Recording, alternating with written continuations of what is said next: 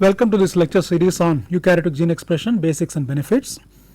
The last 4-5 hours we have been discussing about the role of transcription factors, the way regulation of gene expression plays an important role in embryonic development. Today we are going to discuss about what are called as embryonic stem cells and what is known as transcription factor mediated epigenetic reprogramming. In fact, this is going to be a very important lecture because all the information we have learned in the last 4 lectures about the role of transcription factors in development ultimately has now led to some very important novel and a very fast moving field known as regenerative medicine. And so this class we are going to discuss some very exciting development that are taking place in the area of developmental biology, regulation of gene expression as well as regenerative medicine, and let us try to understand how you can actually use transcription factors or change the genetic programming of a cell by differentially expressing specific transcription factors. That is going to be the focus of today's lecture, and what are the advantages or what are the benefits and how the future is going to change with these kinds of research. So I have basically summarized what all we have been discussing the last 4 classes, especially in the role of gene expression during embryonic development. We used Drosophila as a model system and then looked at how gene regulation plays a very important role in the regulation of gene expression Drosophila, and then we discussed about the role of maternal genes, the zygotic genes, and how their activation, sequential activation plays an important role in development. Then we discussed very briefly about the role of signal transduction pathways in development regulation and how transcription factors turn on specific signal transduction pathways and ultimately leading to activation or repression of transcription gene of various genes, and this in turn leads to early embryonic development. Then we discussed about master regulators called homeotic genes, how they play a very important role in identifying organ identity or how they act as master regulators in differentiation. And in the last class we discussed about the role of epigenetics, about DNA methylation, histone methylation or histone modifications, how they play a very important role during embryonic development. So today, as I said, we are going to discuss about another very important aspect, or in fact fascinating aspect of embryonic development, and in fact the next decade is going to see tremendous advances in this area, namely the way embryonic stem cells differentiate and how transcription factors play an important role in the differentiation of embryonic stem cells, and how by expressing specific transcription factors you can actually convert an adult cell, a differentiated adult cell, into an embryonic stem cell and then redifferentiate into all cells of the body. So it is a very fascinating field of research which is now going to lead to what is called as a regenerative medicine. So let us now try and understand what are these. Now, normal development depends on the precise sequence of changes in the configuration of chromatin, which are primarily related to the acetylation and methylation status of histones and the methylation of genomic DNA. This we have discussed both during the early stages of this course as well as in the last classes, saying that how DNA methylation and histone modifications play a very important role in the embryonic development. Now these epigenetic modifications, both DNA methylation as well as histone modifications, control the precise tissue specific expression of genes, and the correct pattern of cytosine methylation in the CpG 9 nucleotides is required for the normal embryonic development. We have discussed many examples including X chromosome inactivation and so on and so forth. And also during early mammalian development, the paternal DNA is actively and rapidly demethylated after fertilization, while the maternal DNA undergoes passive demethylation. Again, we discussed this extensively in the last class. And the embryonic DNA is remethylated between the 2 cell and the blastocyst stages in waves, which correlates with the onset of the transcription of zygotic enzymes. So there is a complete epigenetic reprogramming during early embryonic development, especially in the 2 cell to 4 cell to stage up to blastocyst. So all these epigenetic regulation of gene expression mechanisms ensure that critical steps during early development, such as the timing of the first cell division, compaction, blastocyst formation, expansion and hatching, are regulated by well orchestrated expression of a set of genes. This is what is the take home message that we learned in the last 4 classes. Now, a long held dogma in developmental biology is that mammalian somatic cell differentiation is irreversible. That means once you have a pluripotent or totipotent fertilized egg, okay, the diploid cell in the undifferentiated form, and once the differentiate program sets in during embryonic development, and once you have an adult differentiated cell, it cannot go back into a totipotent stage. You cannot get a pluripotent stage or which is seen in the early embryonic development from a unipotent or a differentiated adult cell. This has been a dogma for a long time in the developmental biology. So, as the pluripotent cell during early development starts differentiating and into various adult cells during development, it loses its totipotency and then becomes polarized to specific cell types. So, the process of differentiation is comparable to a ball rolling down a hill with valleys. So, here is a hill with valleys and here is a totipotency. So, when the ball is on the top of the hill, it can roll down to any of these valleys below. That means a totipotent cell can differentiate into any of these different pathways. It can become a liver cell, it can become a brain cell, it can become a pancreatic cell and so on and so forth. But once the ball reaches the bottom of the hill, it cannot move back into any of these valleys on the top of the hill and become totipotent again. That means once a cell is terminally differentiated, it can no longer transdifferentiate into another cell type or become totipotent again. So, once a totipotent cell chooses a specific differentiation pathways and becomes either a liver cell or a muscle cell or a brain cell, it cannot again go back up the hill and become totipotent again. This has been the dogma in development biology for a long time. A lot of people, even during the early 90s, have actually tried to see whether you can take this kind of a differentiated cell or a unipotent cell and reprogram it so that it can become a pluripotent cell.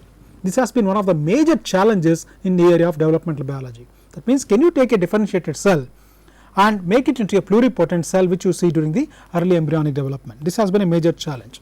I will give some examples historically how people try to do this. That is, can you take a differentiated cell and reprogram it so that it now becomes a undifferentiated totipotent cell. For example, in 1952, Robert Briggs and Thomas King, working on a frog, Rana pipiens, transplanted the nuclei from the blastula into a enucleated eggs, which then developed into normal embryo. So, they did not go into an adult cell, but they took a nuclei from a blastula, which is a little bit advanced stage of development, and the nuclei from a blastula cell was implanted or transplanted into a enucleated fertilized egg, and then show you can get a normal frog, suggesting that this nucleus in the blastula can be reprogrammed into a totipotent cell and you can get a normal animal. It can differentiate into all kinds of tissues. But this is really not a total reprogramming, because the cells in blastula still are not completely differentiated, they are still in the undifferentiated stage. So, it was not really considered as a major achievement. But then the challenge was, can you actually produce a normal embryo from a nucleus taken from a differentiated cell? This was done in the early 90s, where Gurdon transplanted intestinal epithelium cell nuclei from xenopus tadpoles into an enucleated frog eggs and produced 10 normal tadpoles. So, you took a highly differentiated tissue type like an intestine, from that you take a nucleus and then transplant a enucleated frog legs and you got developed tadpoles. This demonstrated that nuclei of differentiated cells can still retain their totipotency. So, the genome remains intact during differentiation, and that the epigenetic changes to somatic cells are reversible. So, in the last class I actually told how many epigenetic programs in the or reversed during early embryonic development, like the DNA methylation is completely erased in the male genome, and then a different set of epigenetic programming takes place in waves during early embryonic development. But these kinds of experiment actually showed this adult cell, differentiated cell, which is epigenetically quite different from a nucleus in the fertilized egg, can now be programmed to the same status of the undifferentiated nucleus. The climax in this kind of a experimental series of experiments actually reached when Ian Wilmot, Keith Campbell and his colleagues in the Roslin Institute of Edinburgh in Scotland developed what is called as the famous dolly. I am sure every one of you have heard of this term dolly, which is a sheep which was generated by somatic cell nuclear cloning. What they did, they actually took the nucleus from the udder or the mammary gland of the sheep and put this adult differentiated nucleus into a enucleated fertilized egg, and actually demonstrated you can develop an entire sheep from an embryo which contains the nucleus from an adult differentiated cell rather than the egg of a fertilized egg generated by the nucleus generated by a fertilization. So, Dolly was a female domestic sheep who was the first mammal to be cloned from an adult somatic cell using the process of what is called as a somatic cell nuclear transfer. The Dolly lived up to an age of 6, but it had a lot of other problems. clearly is telling that the epigenetic reprogramming is not really equivalent to what is seen in the normal development. Subsequently, this kind of a somatic cloning, that is where you take nucleus from an adult tissue, put it in enucleated fertilized egg and then develop a complete animal, was initially shown with Dolly, but then later was shown in a number of other species like cow, mouse, goat, pig, cat, rabbit, etc. A number of papers were actually published. In fact, there is a nice review in PNAS by Gurdon and Bryan in 2003. What was some of the very interesting papers, like for example, Janish and his colleagues actually generated mice from B lymphocytes that had undergone immunoglobulin rearrangement. You know, in all the cells of the body, the immune cells, the B cells, there is an immunoglobulin rearrangement. Even such gene nucleus in which the immunoglobulins are rearranged can be now reprogrammed to develop, and you can get a complete animal from using nuclei from such reprogrammed adult cells. So, all these experiments clearly told that this dogma that once the embryonic differentiation development sets in and cells start differentiating and you get a differential cell type, they cannot be reprogrammed into a totipotent cell is reversible and it is not unidirectional. You can reprogram these adult cells back into early embryonic cells which are pluripotent. But one of the major problems with this kind of a somatic cell nuclear transplantation experiments was that the efficiency of this cloning was very low. For example, only 1% of such nuclear transfer embryos actually developed into adults. So, the failure rate was very high. So, basically somatic cell nuclear transfer was a hit and miss procedure. You try some 100 or 200 different nuclear transfers and 1 or 2 may work, but nobody knows why it is failing.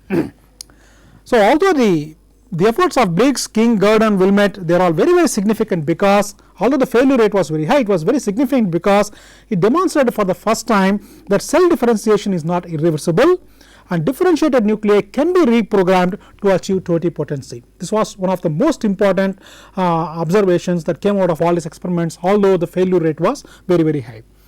And these findings had enormous implications in the fields of stem cell biology as well as epigenetics and developmental biology.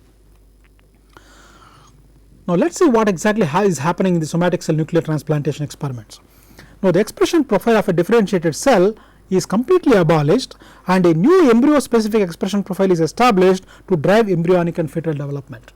In adult cell is the set of genes which are expressed in a liver cell is different from that of a muscle cell, which is different from a brain cell, but all these transcription programmings has to be erased and a totally new program has to be developed, so that this genome can now go and give rise to all cell types of the body, which is a major challenge.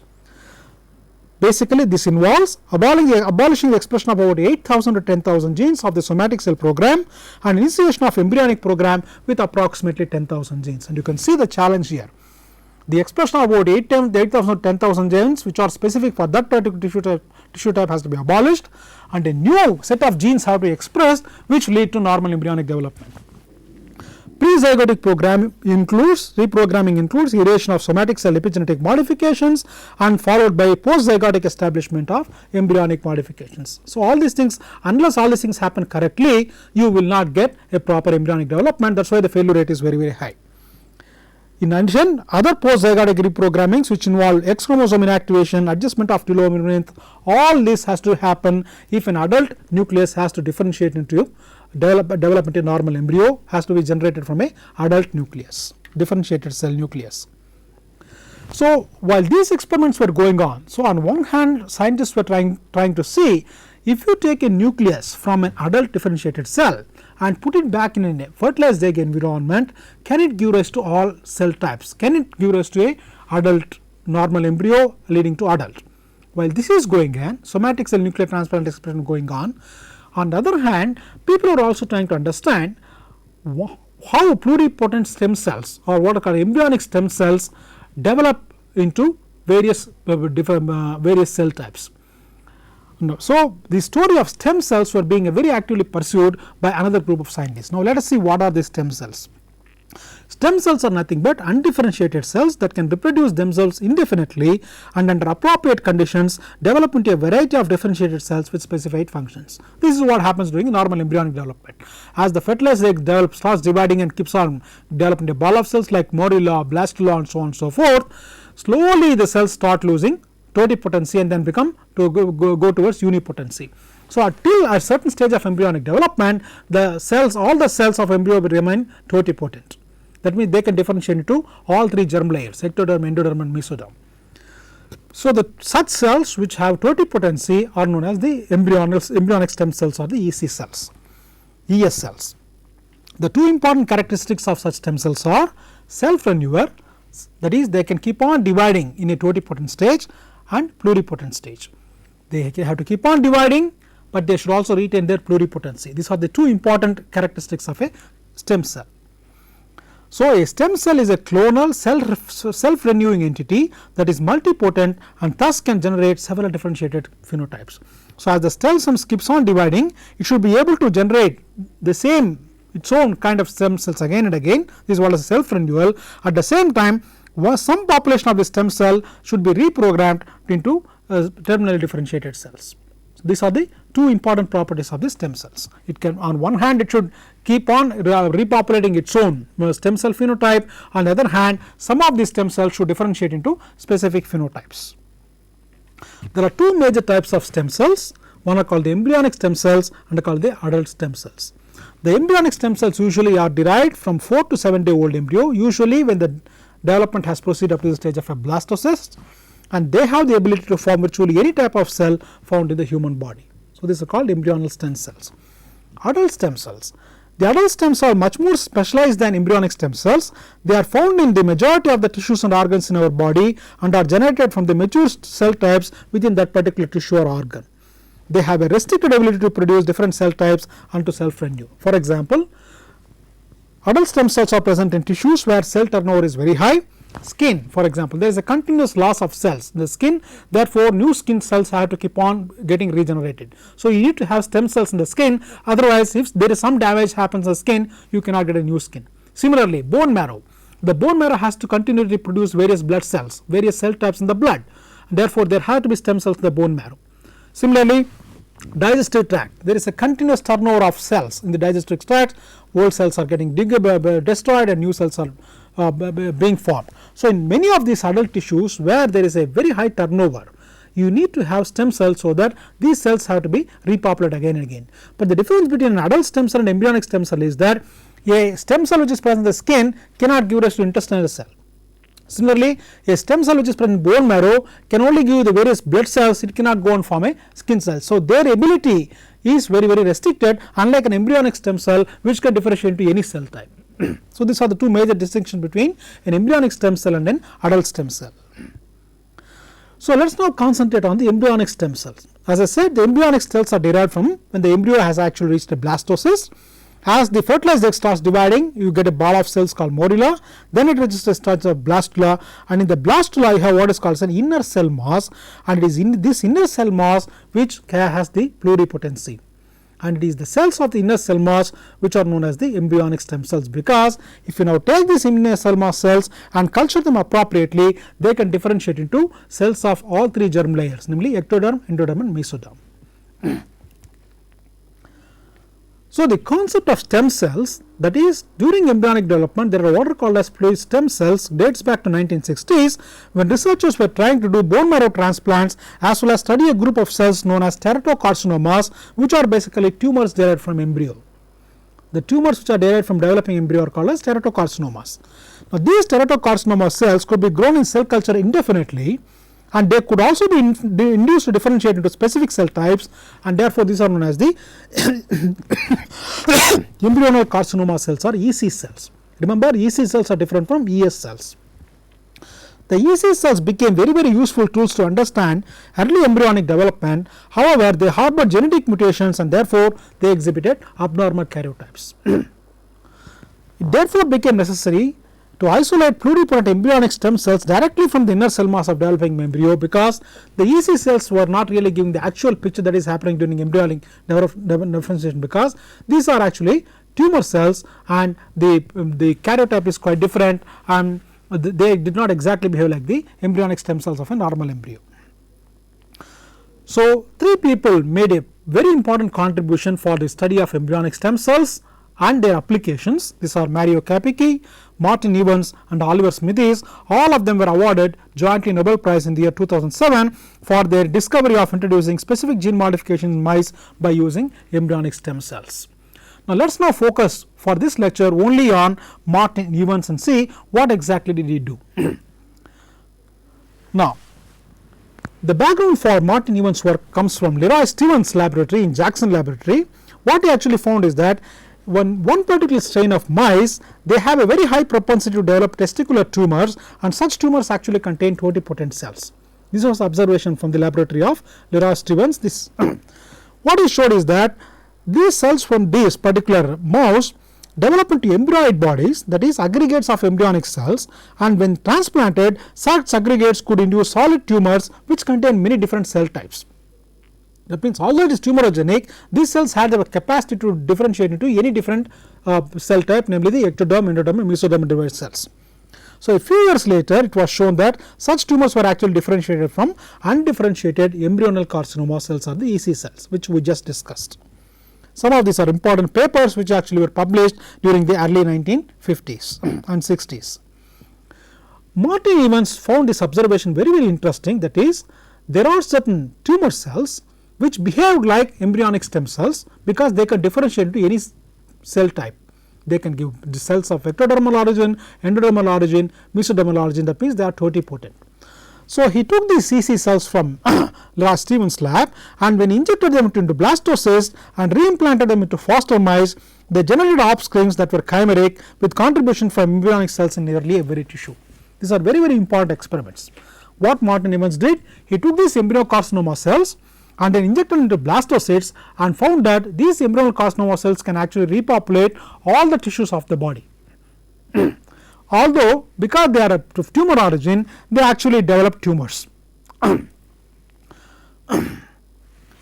So, but the fact is that these embryocarcinoma cells are totipotent, and they can actually give rise to all the cells of a body.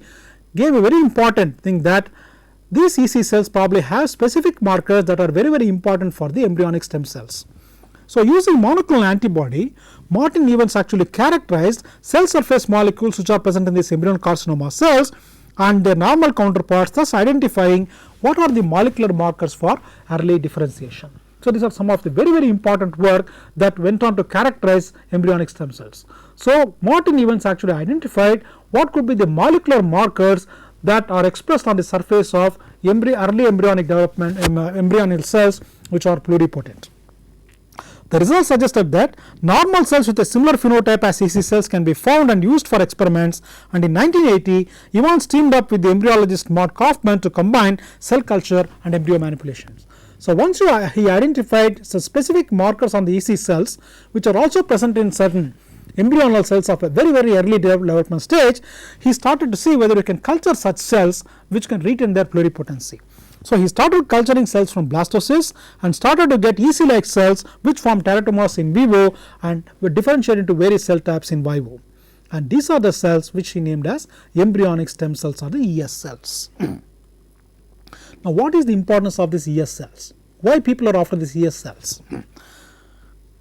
You have an inner cell mass in the blastocyst, and if you now take this inner cell mass, if you can now find some culture conditions by which you can able to maintain their pluripotency and make them divide indefinitely, then if you now can add specific factors and induce these pluripotent embryonic stem cells into specific cell types, you can make them induced either into pancreatic cells producing insulin, or you can differentiate into heart muscle cells, or you can derive blood cells from them, nerve cells, bone marrow cells.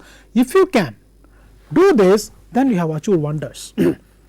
So, if you can have a condition by which these embryonic stem cells can be cultured indefinitely in a laboratory rather than inside the blastocyst, then you can actually use these ES cells to understand how these ES cells can be differentiated into various cell types, what kind of factors are actually required for the differentiation of embryonic stem cells, and once you identify such factors, you can virtually derive any specific cell type using these embryonic stem cells. This has very great applications in regenerative medicine.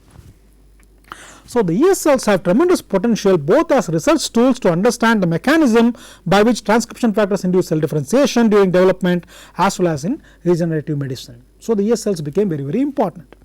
But the problem was how to culture these ES cells without losing their totipotency. This was a major challenge. Slightly if you vary the culture conditions, they would lose their totipotency and they would not express those markers which are characteristics of the totipotent ES cells.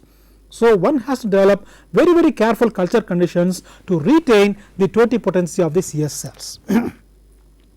So, in the year 1991, the ES cells were actually isolated from mouse embryo and they actually published the exact culture conditions by which these mouse ES cells could be cultured with retaining their pluripotent state. These are the two classic papers that appeared in Nature in 1981, establishment and culture of pluripotent cells from mouse embryos and isolation of a pluripotent cell line from early mouse embryos cultured in a medium conditioned by tetrocarcinoma stem cells. So, these papers which were published in 1981 demonstrated that it is possible to culture these embryonic stem cells from the inner cell mass of the blastocyst in a still retaining their pluripotency.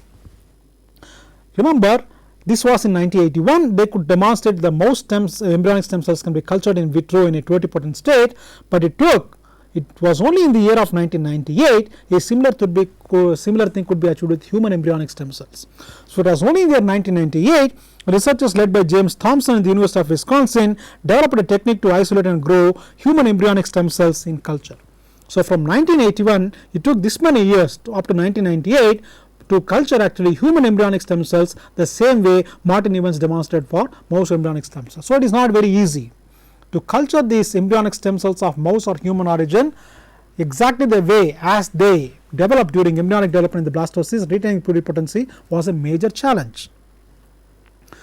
So, following the isolation of from the embryo, these embryonic stem cells or ES cells are cultured on plates containing what are called as feeder cells. You can't just put these embryonic stem cells onto a normal cell culture plate. You have to have what is called as feeder cells, which are nothing but fibroblasts which are rendered mitotically inactive by treatment with mitomycin C. So, you have a feeder layer cells which cannot divide because they have been treated with a compound called mitomycin C. So, they cannot divide, but if you now seed embryonic cells over this feeder layer, only embryonic cells will divide, but the feeder layer actually does not divide, but actually provides us nutrients that is essential for the embryonic stem cells to multiply. So, cells cultured in this fashion form teratomas and embryoid bodies can be introduced in vitro, indicating that these cells are pluripotent. So, once it became possible to culture ES cells without the loss of pluripotency, it became possible to identify what are the factors which are essential for retention of the pluripotency. So, you can see these are very important. Now, if you want to understand what are the factors which are required for the pluripotency of embryonic stem cells inside a blastula, you cannot do it. But once you have a culture system in which you can culture these ES cells in a laboratory, in a culture dish, in a totipotent stage, now you can ask questions as to what kind of factors are actually essential for retaining the totipotency. In fact, it became very clear that these feeder layers, which are mitomycin treated fibroblasts, mouse embryonal fibroblasts, they actually synthesize and secrete a factor called as leukemic inhibitory factor or LIF, and this LIF as well as certain factors present in the serum such as the bone morphogenic protein are very essential if we have to keep these ES cells in an undifferentiated state. So, certain secretory factors that are secreted by this feeder layer or the feeder cells such as the LIF and the morphogenic proteins keep these ES cells in a undifferentiated state. So, these factors are extremely important for the efficiency of deriving ES cells. So, if we have to maintain these ES cells in a pluripotent state, you have to grow these cells in the presence of this LIF and bone morphogenic factors. Only then the moment you remove them, they differentiate into various different phenotypes, clearly indicating that these factors play a very important role in the retaining the pluripotency or the undifferentiated state of the embryonic stem cells.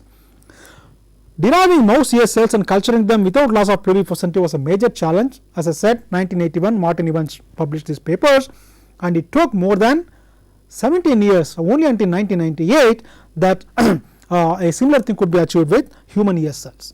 So, the conditions by which either the mouse or the human ear cells could be cultured in a pluripotent state was a major challenge, and it took a lot of time to achieve actual culture conditions by which these embryonal cells can be cultured indefinitely in a laboratory in a pluripotent stage. So, once they had such a culture conditions, people started asking the question, what are the molecular determinants of pluripotency? For example, just as I mentioned in the last slide, you have the leukemia inhibiting factor, or the LIF, is a very important factor for keeping the totipotency or pluripotency of the embryonic stem cells. Similarly, specific signaling cascades from the stem cell nucleus involving GP130 receptor, certain JAK-STAT signaling pathways or the ERK pathways were found to be very important for this retaining this totipotency. And many master regulators of pluripotency could be identified once you had a system for culturing the CS cells in a pluripotent stage. So, people started asking the question, by expressing specific transcription factor, is it possible to alternate the cell lineage of these ES cells? For example, while people are working with these ES cells, embryonic stem cells, culturing them, there are also people who are actually taking these adult stem cells, which I told you in the few previous slides. There are adult stem cells which are present in skin, in the intestine, in bone marrow, and so on and so forth. So, people took these adult stem cells from these tissues and asked the question, can you now reprogram them to different type of cells by expressing specific transcription factors. And such studies actually demonstrated that if you express a transcription factor called GATA1, you can actually convert certain bone marrow cells which are of the lymphoid or myeloid lineage, you can now convert them into megakaryocytes or the erythroid lineage. That means, in the bone marrow cells, as the bone marrow cells start differentiating into various blood cell types into different lineages, you can alter this lineage of these bone marrow derived stem cells into one lineage into another lineage by expressing specific transcription factors. So, people start asking the question, can you induce pluripotency in a differentiated adult cell? See, the myeloid lineage can only be changed to a erythroid lineage, but people start asking the question, can you now induce a pluripotent, derive a pluripotent stem cell from a differentiated stem cells by actually expressing specific transcription factor. So, this concept of converting an adult differentiated cell into a pluripotent stem cell is known as the induced pluripotent stem cells or IPS cells. So, a major challenge was, can you take an adult differentiated cell and induce pluripotency into the adult differentiated cells, or this or such, and if you can achieve that, such stem cells are known as the IPS cells.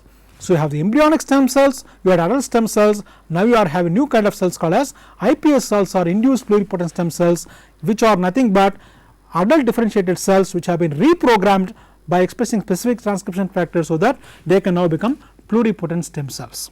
These are called as IPS cells. Is it possible? That was the question was asked.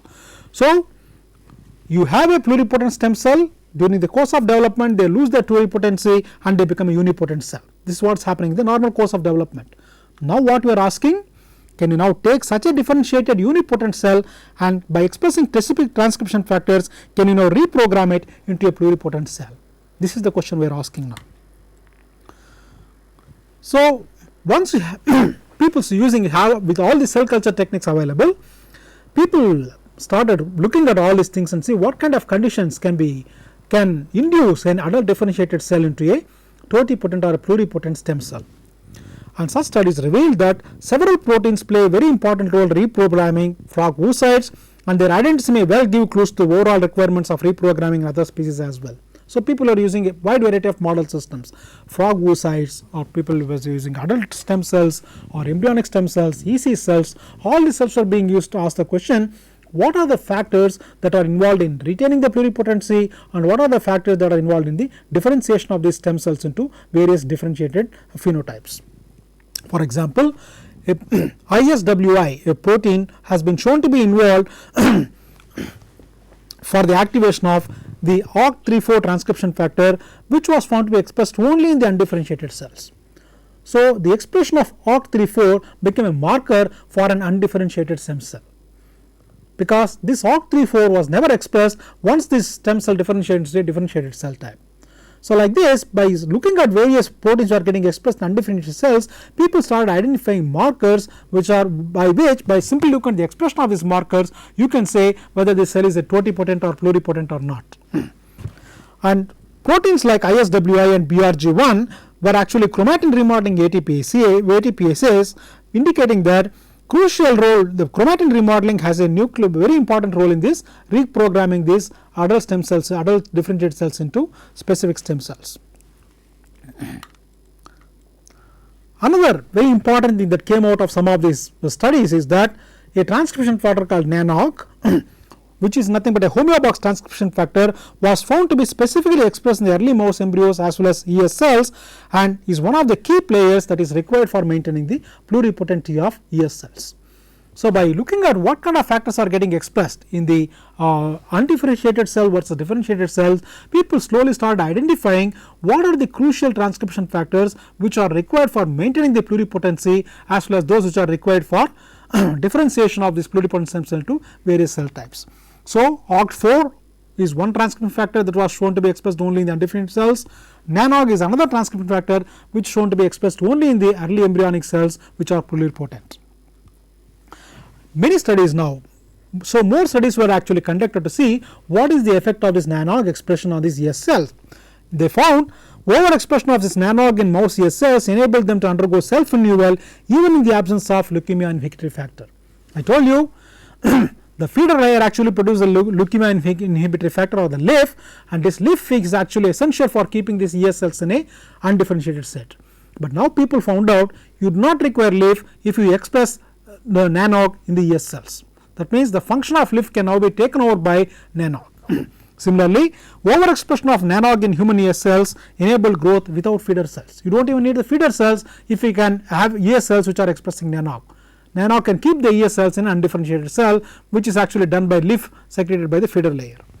In fact, NANOG null embryos show disorganization of extra-embryonic sheaths at 5.5 day old embryos with no discernible epiblast or primitive ectoderm, indicating that this NANOG plays a very important role in the differentiation. Similarly, ES cells lacking NANOG can be derived, but they tend to differentiate spontaneously into extra-embryonic endodermal lineages even in the presence of LIF, clearly indicating that if ES cells do not express NANOG, they spontaneously differentiate into other cell types. They lose their totipotency. So, even heterozygous NANOG mutant ES cells were unstable and were susceptible to spontaneous differentiation.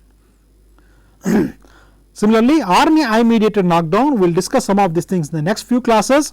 Basically, if you block the expression of NANOG, it can lead to differentiation of both mouse as well as human ES cells. So, all this data clear indicating that one of the factors which is very essential for retaining the pluripotency of both mouse as well as human ES cells is NANOG. So, if you do not have NANOG, the ES cells spontaneously differentiate and lose their totipotency. So, but see the pluripotency is unlikely to be mediated by just one factor. To retain pluripotency, you probably require many transcription factors. So, people start asking what are these combination of factors which are expressed in these ES cells that is essential for retaining the pluripotency of these embryonic stem cells. So, after experimenting with a number of transcription factors which are expressed during the early embryonic development in the ES cells, Shinya Yamanaka, for example, discovered about 24 separate factors which, when injected into fibroblasts in appropriate culture conditions, created pluripotent cells identical to embryonic stem cells. So, people arrived at about 24 different transcription factors which probably are very important for the pluripotency. Each factor, each one of them alone could not do the job, but a specific combination from these 24 factors was required to keep these ES cells in a pluripotent stage. So, a specific combination soon, by testing a various combination of these factors among these 24, Yamanaka soon came out with a combination of 4 transcription factors which, if you now express in ES cells, which can be sufficient for pluripotency. So, this was the seminal paper which was published in the year 2006, induction of pluripotent stem cells from mouse embryonic and adult fibroblast cultures by defined factors.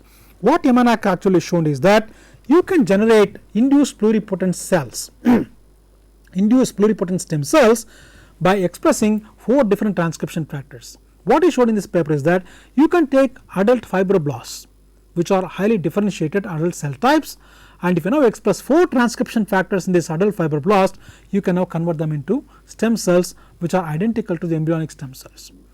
So, it is possible to derive inducible iPS cells or inducible pluripotent stem cells by expressing 4 transcription factor in an adult's differentiated cell. So, these 4 transcription factor can bring about the requisite genetic reprogramming that is necessary to induce pluripotency, which is required for the normal embryonic development. So, this was a major achievement in the area of developmental biology, regulation of gene expression as well as regenerative medicine. The demonstration of the fact that 4 transcription factors can reprogram an adult cell type into a pluripotent stem cell.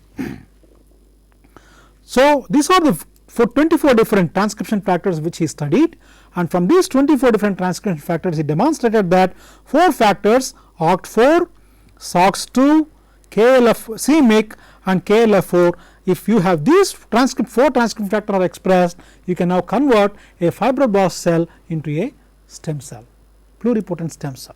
So, it was a major achievement. So, overexpression of these 4 transcription factors OCT34, SOX2, CMYC and KLF4 transforms mouse fibroblasts into a embryonic stem like cells, and these 4 factors soon came to be known as YAMANAKA factors, named after the YAMANAKA. So, now let us try to understand what these YAMANAKA factors are. This was shown in the mouse, okay, that is mouse fibroblasts can be transformed into stem cells by expressing these 4 factors, but will the same thing be true for human stem cells? Can you also derive similarly the human iPS cells? In fact, the derivation of the human inducible pluripotent cells were demonstrated in November 2010 both by Yamanaka as well as by another person called Jamie Thompson in University of Wisconsin. Both published papers in 2007 November and December, where they actually shown that by expressing 4 different transcription factor you can also convert a human adult cell type into a stem cell.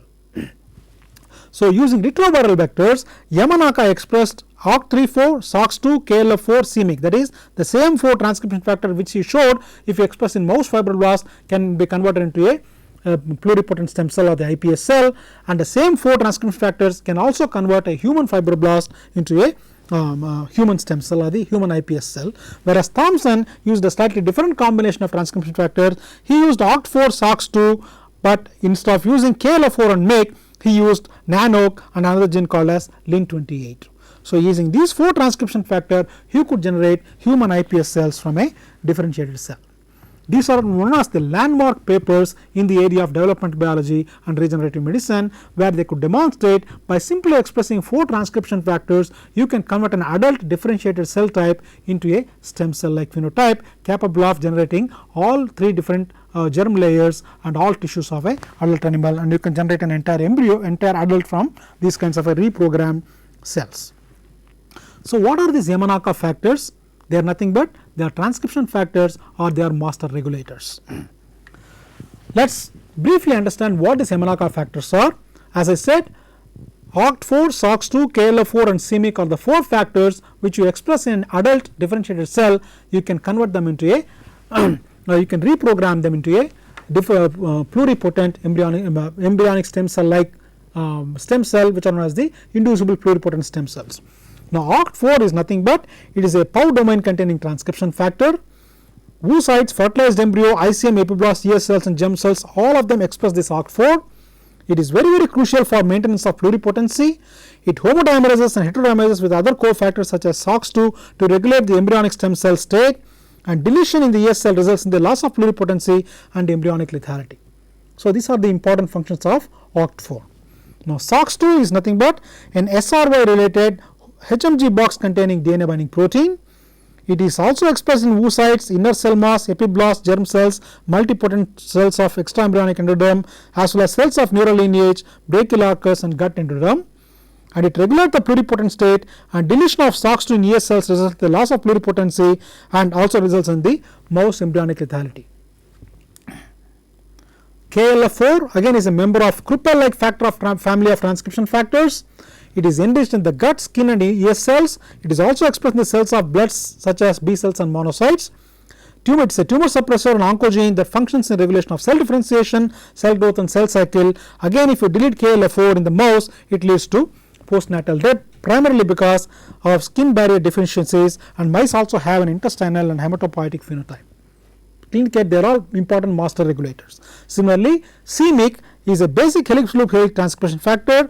Its expression begins at the modular stage and it is expressed varying degrees in proliferating cells throughout the development in various tissues of the developing embryo. It is involved in cell cycle progression, apoptosis and cellular transformation. If you do not have c-MYC, it leads to embryonic lethality. The embryonic development does not proceed beyond 10.5 in the mouse embryonic development because of defects in growth, cardiac and neurodevelopment, and c-MYC null US cells have impaired tumor progression. c-MYC is an oncogene basically. So basically it tells you that all these are very important transcription factors, and if you delete them you do not get normal embryos. And OCT4 and NANOG are essential for maintenance of pluripotent states of ES cells and are expressed only pluripotent cells. So these are very important markers for pluripotent cells.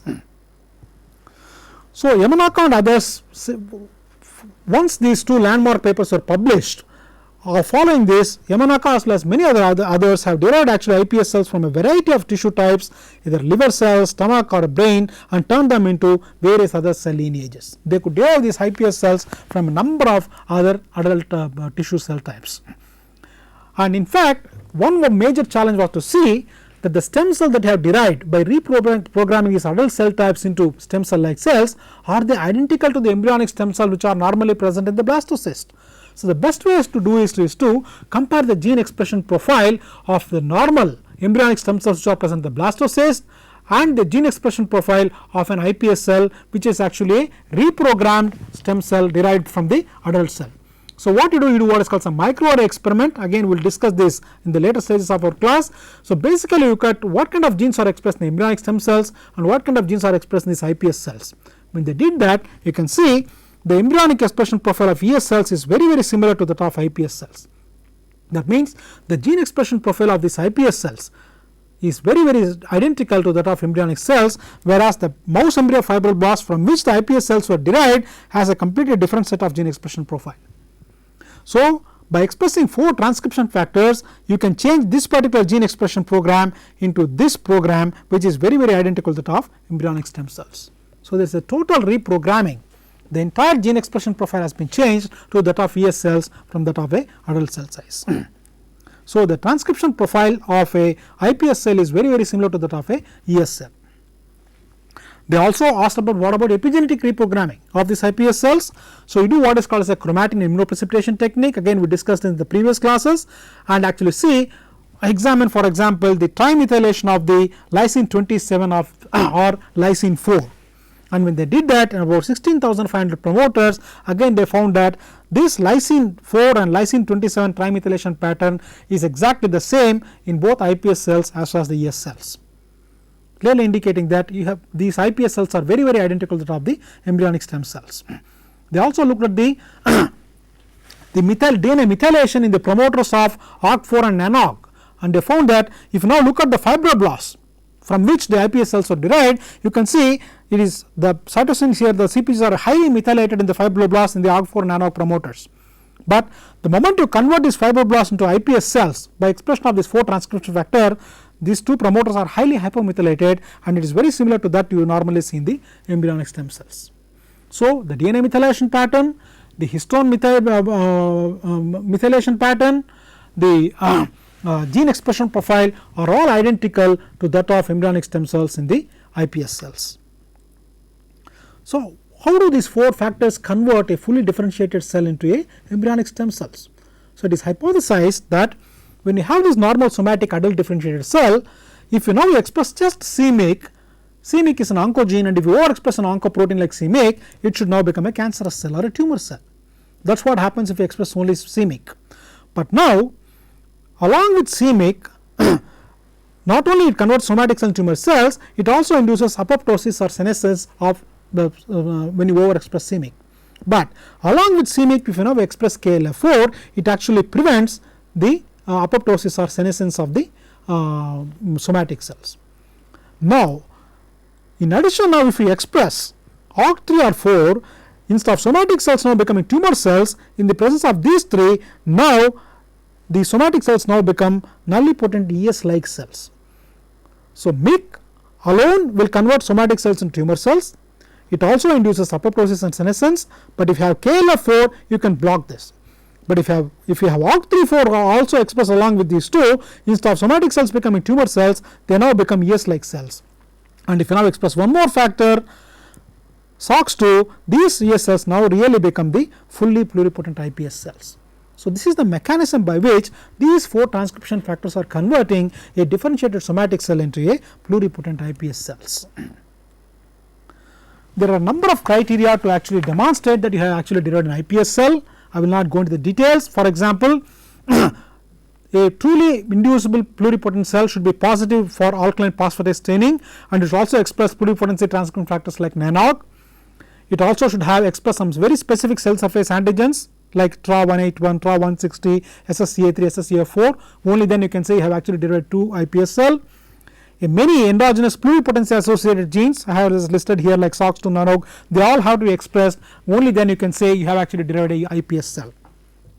It should also have the ability to differentiate into all 3 germ lineages in the embryoid body to form a teratoma.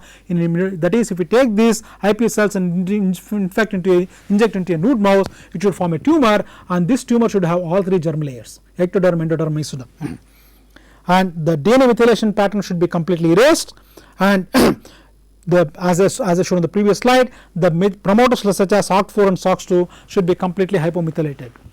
It should not be methylated. These promoters are methylated only in the differentiated cells but not in the undifferentiated pluripotent cells. So having generated these kind of iPS cells by simply expressing 4 transcription factors, people now started deriving these kind of iPS cells from a number of diseased patients. People suffering from Parkinson's disease, people suffering from amyloid sclerosis, type 1 diabetes, and so on and so forth. From all these things, you simply take either skin cells or various adult stem cells and express these 4 transcription factors and see can you now derive iPS cells. That means, can you derive iPS cells which are patient specific? And for example, if you are suffering from type 1 diabetes, if you now take these skin type cells from you, express these 4 transcription factors and convert them into stem cells, and then can you now convert them back into insulin producing pancreatic beta cells, and then you can put them back so that he will now continuously producing insulin. So this is a field called as regenerative medicine, which has tremendous implications in this century. Similarly, iPS cells have been generated from blood cells, pancreatic beta cells, hepatic cells, gastric endoderm cells, neural stem cells, and so on and so forth. The field has exploded in the last 2 years. So to summarize, reprogramming patient cells into pluripotent stem cells provides the best matching and most abundant source of a tissue regeneration. You do not have to worry about tissue matching. Among all different methods, the most achievable is the direct reprogramming by introducing pluripotency associated transcription factors into a primary tissue culture. Direct reprogramming generates induced pluripotent stem cells that are functionally phenotypically identical to embryonic stem cells. So you do not have to go to the embryo to derive pluripotent stem cells. You can simply take any adult cell type, simply express 4 transcription factors, you can now convert them into a stem cell which is identical to the ES cell. Lot more work is required. There are still many problems associated with iPS cells. Let us not go to the details. One of the major problems is that the way you are expressing these 4 transcription factors in these adult cells is by using what are called as viral vectors. We will discuss some of these things in the next few classes when we talk about gene therapy and so on and so forth. That means to introduce these genes into these adult cells, these 4 transcription factors, you have to use viral vectors to express them, and many times what happens, these viral vectors, especially when you use what are called retroviral vectors, they are going to integrate into the genome, and there is a possibility that when they go and randomly integrate into the genome, they may activate certain oncogenes, or they may inactivate some tumor suppressor genes, and they may end up with cancer. So you have that problem. So people are trying to see various other systems can be used to avoid these particular problems. For example, people have been using instead of retroviruses, can we actually use adenoviruses for this purpose?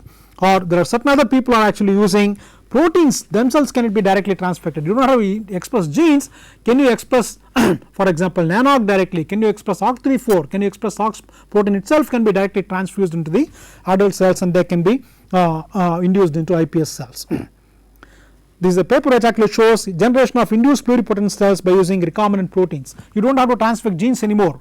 You can directly express recombinant proteins encoding these transfer factors and convert an adult cell into a iPS cell. Several major breakthroughs have been achieved in the iPS cell research. I have just listed some of these things here. I will not go through the details, but I have also given the various references and how from the stage of demonstration of by YAMANAKA how 4 transcription factors can be introduced in the adult cell and convert them into iPS cell.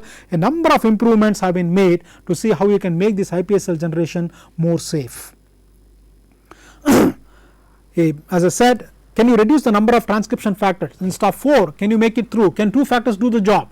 A number of papers have appeared between 2008 to 2010 how you can induce the number of transcription factors. For example, MYC is an oncoprotein. Now MYC no longer is required for inducing iPS cells, you can do away with MYC. No MYC and only SOX2, and by the addition of 2 other factors you can generate iPS cells. Similarly, no KLF4 or MYC, if you can just add a compound called valproic acid, you do not have to transfer KLF4 or MYC. So several variations of this is being tried out to generate safe iPS cells. Specific pathways, what kind of specific signal transduction pathways are being activated when iPS cells are being generated is being studied. Can we use better vectors? Again, a number of papers have appeared to see how you can generate safe or better iPS cell generation. A number of papers have been published, even this just shows how many papers have been published by YAMANAKA lab alone of deriving these various iPS cells in various journals. There is a very nice review in Scientific American which tells turning back the cellular clock, a farewell to embryonic stem cells. It is a beautiful review one can read to understand the implications of these iPS cells. These are the 2 landmark papers one must read by YAMANAKA and also by Jamie Thompson on the derivation of the human ES cells. People are now converting various cell types. For example, if you express a protein called neurogenin 3 in combination with PDX and MOFA, you can reprogram pancreatic exocrine cells into functional beta cells. That means exocrine pancreatic cells which do not produce insulin, now they start producing insulin. It has tremendous implications for people suffering from type 1 diabetes. Similarly, by expressing a combination of 3 factors, you can convert dermal fibroblasts into functional neurons. You see, there are tremendous implications as far as biomedical sciences are concerned or as diseases are concerned. And this is a landmark paper which just appeared in August 6, 2010, just last month, where direct reprogramming of dermal fibroblasts into cardiomyocytes. That means you do not have to convert fibroblasts into ES cells or iPS cells and then convert them back to cardiomyocytes. You can directly reprogram dermal fibroblasts into cardiomyocytes. One can go and read some of these factors. This is a landmark paper that appear in cells. By simply expressing 3 transcription factors, you can directly reprogram fibroblasts into cardiomyocytes. So I think I will stop here and what I told you so far is a fascinating area of developmental biology, and by how expressing specific transcription factors one can reprogram an adult cell type into iPS cells or induced pluripotent stem cells, and how these have tremendous implications in the area of regenerative medicine.